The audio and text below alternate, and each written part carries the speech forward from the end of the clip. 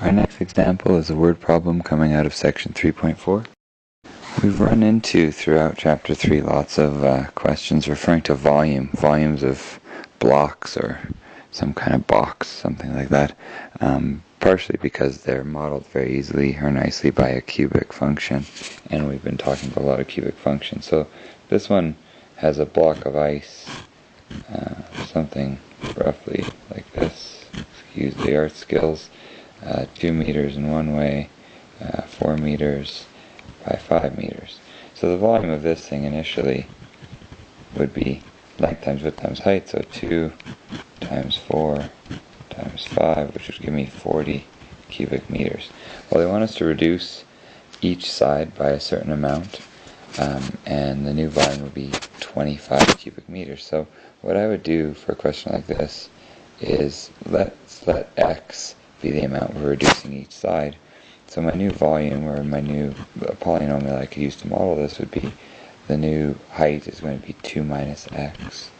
The width would now be 4 minus x. And the length would be 5 minus x. So there's a polynomial to model the volume. And really what I'm wondering is, when does that equal 25 cubic meters? So 2 minus x times 4 minus x times 5 minus x equals 25. Now, thankfully you guys have a graphing calculator to allow you to do this question most efficiently, because otherwise we'd be expanding out this cubic trinomial, subtracting 25, hoping we could come up with factors and figure this thing out. The best way to do this right now, or at least the fastest, is going to be to graph y1 equals 25, y2 equals 2 minus x times 4 minus x times 5 minus x, and to find their intersection.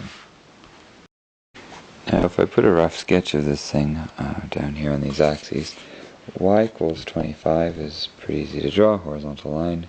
The cubic I know is going to have a 0 at 2, at 4, at 5.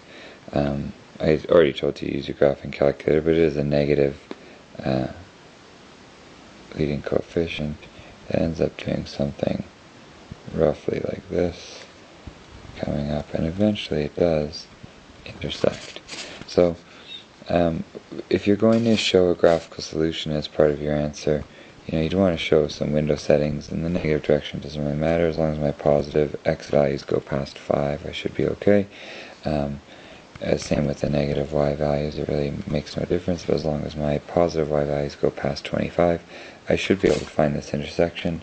You can press second, trace, intersect. You end up pressing enter a few times, and you end up with the answer, which is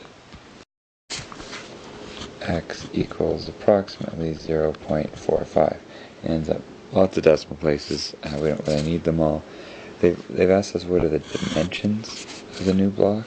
So one length is 2 minus 0.45, one of them is 4 minus 0.45, and the other is 5 minus 0.45.